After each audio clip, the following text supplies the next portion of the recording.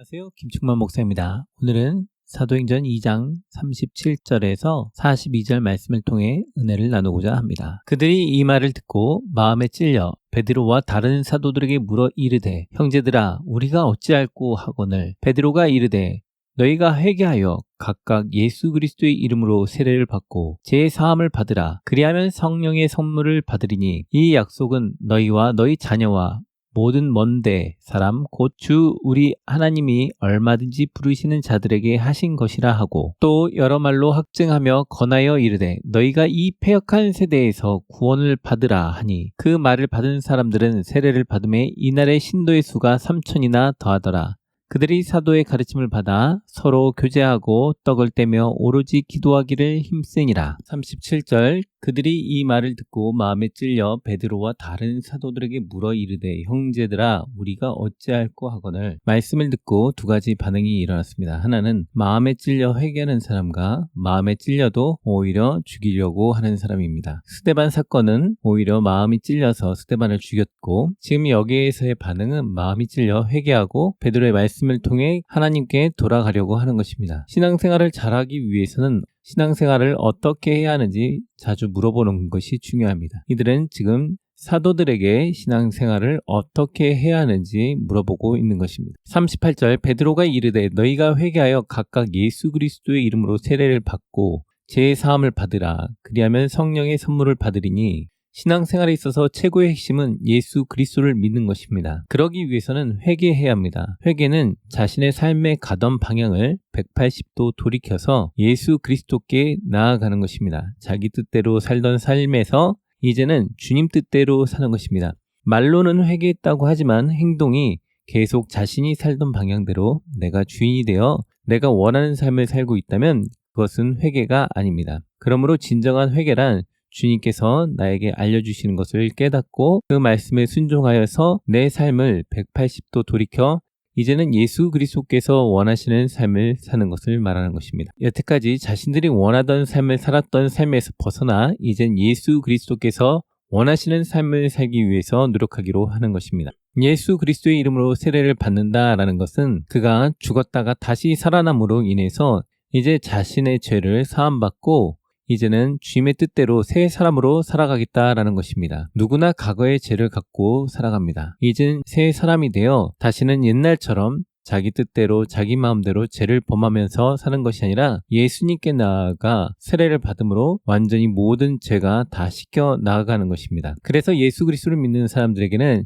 이제 손 씻는 것과 발 씻는 것 정도만 남은 것이지 몸을 씻는 게 남은 것이 아닙니다. 그러므로 우리는 늘 하나님께 자신의 죄를 고하고 회개함으로 손과 발을 씻는 것이 중요한 것입니다. 그러므로 예수 그리스도를 처음 믿겠다고 하는 사람들은 자신의 뜻대로 살아왔음을 늘 고백하며 하나님 앞에 온 몸과 마음을 새롭게 하는 것이 중요한 것입니다. 예수 그리스도를 믿는 것에 있어서 제일 중요한 것은 성령을 선물로 받는 것입니다. 예수 그리스도를 믿는다고 하지만 성령을 선물로 받지 못한다면 그는 자기 뜻대로 아직도 살아가고 있는 것입니다. 그는 자신의 삶을 돌아볼 필요가 있습니다. 성령께서 나와 함께 하시는지 나와 동행하시는지 성령의 역사하심이 내주하심이 나와 함께 있는지 그것을 살펴보아야 하는 것입니다. 오랜 신앙생활을 하였다라는 사실이 중요한 것이 아니라 성령님과 얼마나 오래 동행하였느냐가 더 중요하다라는 것입니다. 그러므로 내가 아직 성령을 선물로 받지 못했다면 성령 충만하게 해달라고 성령으로 가득하게 해달라고 성령께서 이 시간에 임재해달라고 기도하는 것입니다. 성령을 충만을 받을 때까지 늘 말씀과 기도에 전념하는 것입니다. 그러면서 성령님과 동행하는 것입니다. 신앙생활에 있어서 최고는 바로 교회를 자주 다녔느냐가 아니라 성령님께서 나와 동행하고 계시느냐, 예수 그리스도께서 나와 동행하고 계시느냐가 제일 핵심인 것입니다. 바로 성령님께서 나와 동행하시는지, 얼마나 나를 붙들어 주시는지 이 약속은 나에게만 주어지는 것이 아니라 39절에 이 약속은 너희와 너희 자녀와 모든 먼데 사람 곧 주 우리 하나님이 얼마든지 부르시는 자들에게 하신 것이니라. 나를 통해서 내가 예수 그리스도를 믿게 되고 성령님께서 동행하심으로 내가 새 사람이 되었다면 이 약속은 주께서 부르시는 모든 자들에게 임한다라는 것입니다. 구원의 약속은 어떤 특정인들에게 어떤 특정 종교인들에게 주어지는 것이 아니라 예수 그리스도를 주로 시인하는 모든 자들에게 주어지는 것입니다. 그러므로 주의 이름을 부르는 자는 구원을 받게 된다라는 것입니다. 40절 또 여러 말로 확증하며 권하여 이르되 너희가 이 패역한 세대에서 구원을 받으라 하니 희망도 없고 삐뚤어지고 신앙에서 떠나 자신의 마음대로 살고 있는 이 시대에서 예수 그리스도를 믿고 확증받아 그 믿음 안에서 구원을 받는다라는 것입니다. 자신의 생각과 소신이 옳다고 살아가지만 어수선함과 혼란만 이 세상 가운데 가득합니다. 아무리 위대한 정치도자가 왔다 해도 선군이 왔다고 해도 이 세상은 좋은 세상으로 변한 적이 없습니다. 잠시 좋은 것처럼 보였지만 또 절망과 고통이 있었음을 우리는 알 수 있습니다. 이처럼 이 혼란스러운 시대에 하나님이 없다고 내 마음대로 살겠다고 하는 이 삐뚤어진 생각에서 벗어나 이제는 누가 나를 창조하였는지 창조주가 누구인지를 살펴보고 예수 그리스도를 믿는 것이 매우 중요한 것입니다. 많은 과학적인 것과 역사적인 것들이 창조주가 없다고 얘기하며 하나님을 거부하는 사람들이 많이 있습니다. 그런데 정말 신기하지 않습니까? 남녀가 만나 아이를 10달 만에 출산하는 것을 보면 아주 자그마한 세포가 10달 만에 어떻게 사람이 될 수 있는지 너무나 신비합니다. 그리고 한 세포가 어떤 건 눈이 되고 어떤 건 머리카락이 되고 어떤 건 뼈가 되고 어떤 건 살이 되고 어떤 건 신장이 되고 어떤 건 심장이 되고 이런 다양한 모습들을 보며 너무나 놀랍고 신비롭기도 합니다. 바로 하나님께서 우리를 창조하셨기 때문에 이러한 신비로운 역사가 진행된다라는 것입니다. 누구나 힘들고 아플 때 주님을 찾을 수 있습니다. 주님을 찾으시면 주님께서 아버지 되시기 때문에 주님께서 만나 주실 것입니다.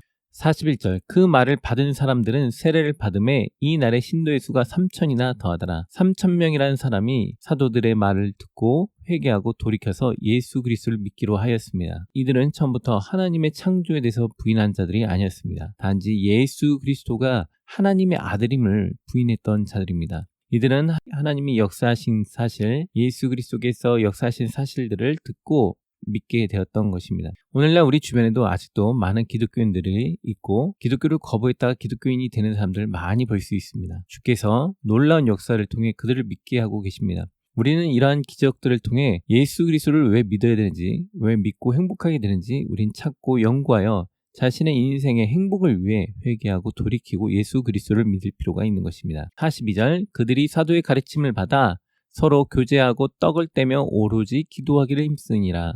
이들이 함께 모여서 무엇을 했냐면 바로 가르침을 받고 교제하고 떡을 떼며 기도하기를 힘썼다라는 것입니다. 코로나로 인해서 우리가 가정에서 인터넷으로 예배를 드립니다. 나쁘지 않습니다. 그러나 진정한 예배가 되기 위해서는 가르침을 받는 것뿐만 아니라 교제와 식사와 기도가 포함이 되어야 하는 것입니다. 가정 안에서 말씀을 나누고 교제하고 식사를 나누고 같이 기도하는 것입니다. 부모가 자녀를 위해서도 기도하지만 자녀들이 부모의 기도 제목을 듣고 같이 기도하기도 하는 것입니다. 아이들에게 근심과 걱정을 주기 위해서가 아니라 우리가 함께 어떤 것을 바라보고 그 문제를 해결하기 위해 기도하는 것입니다. 진정한 예배는 말씀과 교제와 식사와 나눔과 기도가 포함이 되어 있는 것입니다. 우리가 비록 코로나로 각 처소에서 예배를 드리지만 하나님의 말씀을 열심히 듣고 가족과 함께 이야기도 나누면서 고민하는 게 무엇인지 듣고 함께 기도하며 함께 아파하고 함께 나아갔으면 좋겠습니다. 그리고 오로지 기도하기를 힘썼으면 좋겠습니다. 기도는 모든 만사의 형통의 키가 됩니다. 기도는 문제 해결의 능력을 줍니다. 기도는 내 마음의 영혼의 안식과 평안을 가져다 줍니다. 진정한 상담은 기도를 통하여 예수 그리스도와 대화할 때 주께서 치유하시고 인도하심을 느낄 수 있게 됩니다. 그러므로 하나님과 깊은 교제를 통해서 더욱더 성장하는 저희가 되었으면 좋겠습니다. 오늘 말씀을 통해서 느낀 점은 예수 그리스도를 잘 믿고 잘 따르고 잘 살자. 그리고 성령 충만하여서 성령님과 동행하는 가운데 성도들과 예배하며 기도하며 교제하며 나누며 나아가는 사람이 되어야 되겠다. 라는 마음을 가지게 되었습니다. 더욱더 기도하기에 힘쓰며 함께 나아가는 저희가 되었으면 좋겠습니다. 감사합니다. 함께 은혜를 나눌 수 있어서 감사합니다. 말씀을 들으시고 각자 느끼신 바가 있으시다면 그것을 댓글로 달아주시면 다른 성도분들도 함께 도전받고 위로받을 수 있을 것 같습니다. 구독과 알람 설정을 통해 함께 말씀을 나누길 소망합니다. 또한 다른 분들에게도 공유해 주셔서 함께 신앙 안에서 성장했으면 좋겠습니다. 감사합니다.